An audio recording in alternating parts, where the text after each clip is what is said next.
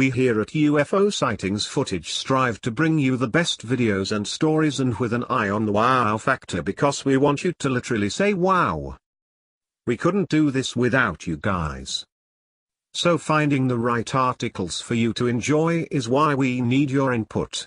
Your comments are what gives us direction, so if you can please comment on this video at the end, we will really appreciate that. Please can you like and subscribe, and we will subscribe back, and check out your channel if you have one. We will look. Here is an amazing story we searched for and found based on your recent comment in March 2017. Here we go. Cern Physicist, we have done something evil and it is being hidden. If the following report is to be believed, a physicist from Cern named Dr. Edward Mantill, a specialist in particle and subatomic research who studies very small particle interaction, was involved in an incident at Cern on January 15, 2014 that may have secretly changed reality as we know it. Many people are divided on the authenticity of this account as its origins are in dispute. Regardless, we are presenting it here for you to form your own opinion. Dr. Mantill's report states: most of you who have heard of Cern will have heard of the LHC, Large Hadron Collider, the largest scientific instrument which exceeds 20 miles in diameter and travels under the sovereign territory of two countries, Switzerland, France. The public has been told that it was constructed at a cost of tens of billions of euros for the purpose of studying the birth of the universe, and the collisions that take place within the collider allow us a quick glimpse at certain phenomena that can only be witnessed when particles hit one another at incredibly high rates. This is not what the machine was designed for, nor is it what the machine has been used for since its inception. Cern's main purpose for building the collider was to open a doorway. Allow me to explain. The doorway idea came into fruition in the 1960s. After years and years of attempting to hide UFO phenomenon, including large-scale and very public interactions such as the Roswell incident, and the Battle for Los Angeles incident well before that, the governments of the United States, Great Britain, and France decided to throw their weight behind the understanding of what precisely these objects were. The ideas flew far and wide. Were UFOs from another planet? Were they from another time? Or were they simply mass hysteria and mass delusion fueled by the overactive imagination of a public who were shit scared of communists and their technology? No, they were none of those. Our universe is but one page in a large book. Think of a closed book sitting on a table. You see each page stacked on top of one another, bound by the spine and sandwiched between the two covers. Our universe is but one page in a vast and all-encompassing book. And our page is certainly not the only one with rich, in-depth thought and writing committed to it. Every page in the book represents a different dimension, each with its own unique writing, own unique story, own unique way of isolating itself from the other pages. No page was to interact with the other, just as no ink bleeds from one page to another in a standard book. Each page, a universe unto itself. Within a few short years of mathematical research and fleets of scientists working under threat of extermination should they share their research, the book idea was finally cemented. Though many disagreed, the mathematics were there to support the book idea, and the mathematics also showed us that it was impossible for one page to interact with another. That was, until the 1980s. During the 1980s, billions of dollars of research was funneled into the idea that if we used enough energy, if we used enough force, concentrated into a small area, the size of a pinprick, we could theoretically tear our page and get a glimpse of the page next to ours. We could open a door from their universe to ours. When the family, the code name for the group of scientists that functioned as the head of each of their departments at Cern, were shown the initial presentation in March of 1981, many of them expressed grave concern about their ramifications of opening such a doorway. But in the beautiful name of science, the family decided to share these ideas with the governments who constantly funded their research. At a meeting held in Luxembourg, the heads of state of the newly forming European Union, along with the United States and China, were shown plans for the construction of a colossal machine that would enable the opening of a doorway that could be closed at our discretion. The door would be opened, and the energy levels would be measured to prove that CERN had accomplished its task, and the door would be closed. Open. Shut. Simple as that. The government leaders threw endless funding at the family and the rest of CERN in the hopes of understanding what kind of power lay in another universe. Think of the possible endless source of energy, faster than light travel, weaponry that could obliterate enemies using laser. The possibilities for power were truly staggering. So, the public was fed one narrative: understanding the universe, and the family and governments knew the truth. Most of the scientists at CERN were kept completely in the dark. After all, the collider would perform its function as normal and collide particles for eager funding hunters to capitalize on. But the far more nefarious purpose would only be tested in the presence of the family and a few select scientists. I am the member of the family for my division. Obviously the original family have all retired or died out, but there is a new, younger, more eager to prove themselves group now at the helm, and the consequences of this were and are dire. So, with that established, allow me to explain what happened last Thursday.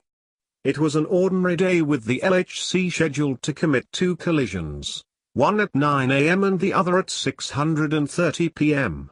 Both went off magnificently and the experiments were deemed a success. We witnessed 2 full collisions and the general group of researchers were very happy with their work. Around 7 p.m., most of the team had filtered out of the observation room, and the machine had been put into its usual standby mode. As the room emptied, the ID clip that I had on my waist, which had a built-in display and vibrator, started to go off. I looked down at the display and it said in very faint green writing "living room." I knew right away what they were going to attempt. I looked up from the badge and caught the eye of Dr. Celine Decord, another member of the family and the head of plasma physics. She too had just looked up from her ID badge. We both understood and left. Living room was a large room under the main facility located in A section. The room wasn't special in any way and appeared completely normal. This was key to hiding our true intentions. If we met in a secret underground bunker instead of the regular basement, we'd arouse suspicion every time we were going to run an experiment. As Celine and I made our way from the collider to Section A, the cold Swiss air hit my face and burned as we booked it across the campus. The night was exceptionally clear, and this factor further bolstered my suspicion. They always liked doing these experiments on clear nights. We entered Section A and made our way to the main building. The doors opened up as we approached and we made our way to the elevators across the wide expanse of a lobby with the vaulted ceilings. The fit signal given off by our name badges caused the elevator doors to open before we had even pressed the button. As we stepped in, the doors shut and the elevator began to move. "I'll never get used to that," Celine said, referring to the degree of automation that the buildings displayed. We had been scheduled for a meeting in the living room, and the building knew, so all strategic lights were on, and elevators were reading where we needed to go. The miracle of networking. We exited the lift and made our way to the regular boardroom. The door was shut and assembled inside was the family. At the head of the table was Father, the young, rather ambitious physicist named Sandra O'Reilly, designated Father, since she was in charge of giving orders to the family with respect to our clandestine experiments. The mood in the living room was never tense, but rather one of controlled excitement. The family had been attempting these tests once every 6 months for the past 10 years without much success. We had gone through several fathers, from the great Dr. Bertramberg to the lesser-known and constantly drunk Dr. Yao. Each had failed to achieve what the original family had planned. Billions were spent, but no door had yet been opened. "Tonight, we try 40 tera-electron volts," Father announced. Her announcement brought an immediate and total silence to the room. Family members looked from one to the other, some with feigned excitement, others with revered concern, all with a general sense of disbelief. The last 4 trials were between 10-20 TeF. We've never tried anything that high. We don't know if the machine can handle a test of that magnitude, protested Dr. Akava, head of mathematical physics and chief of the department that should be certifying whether or not 40 TeF was even a healthy thing to do. We have reviewed the possible outcomes, and even though we will have to pull twice the amount of energy out of the grid, the Swiss government have been advised and are cooperating, Father quickly retorted. Her sweet, controlled tone actually did help the situation.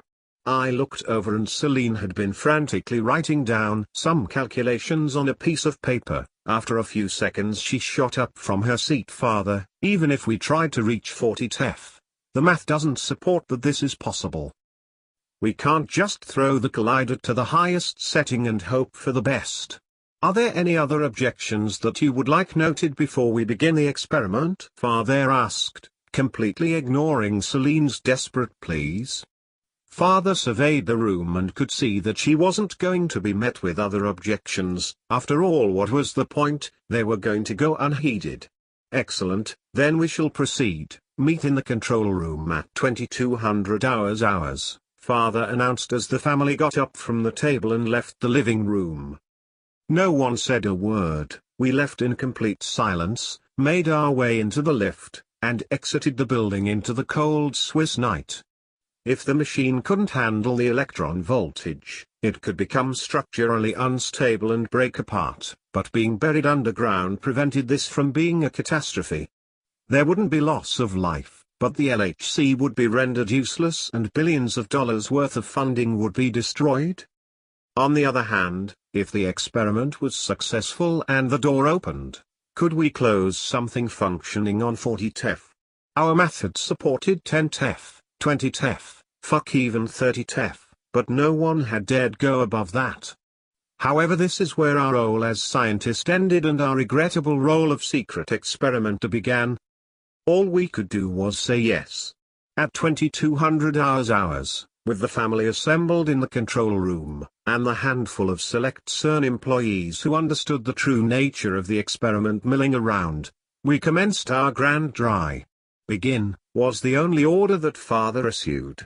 The family members at the control entered the required programming to begin the collider, and so our fateful experiment began. Release the first particle sample, came the command. A few seconds later the sound of gas entering the collider could be heard. The gas started its 20-plus mile journey around the collider, gaining more and more speed. Release the second particle sample. Another sound of whooshing gas entering the tube and traveling into the opposite direction as the first. Both gaining speed, traveling faster and faster, approaching the speed of light. Like two runners, running around a circular track in opposite directions, not touching one another. Father, we are approaching 30 TeF, one of the commanders warned. Excellent, increase the energy to 35 TeF within the next 3 minutes. Father's commands once again brought grave concern. If anything was going to happen, it was going to happen now. Increasing to 35 TeF came the announcement over the intercom system. We all continued to look at one another, the concern growing graver and graver. Achieving 38 TeF, another announcement. But nothing, no explosion, no catastrophic failure, nothing. In theory 40 was possible, but never advisable. However, at 38, no specific structural damage signs were noted, nothing. 40 TeF achieved. We looked at one another in astonishment. We had achieved what we thought was impossible. 40 TeF of energy was pushing the particles through the collider and we were sustaining it. As the two particle clouds whizzed past each other, our first indication that something different was going to happen started to occur. There was a sudden spike in the temperature of the room.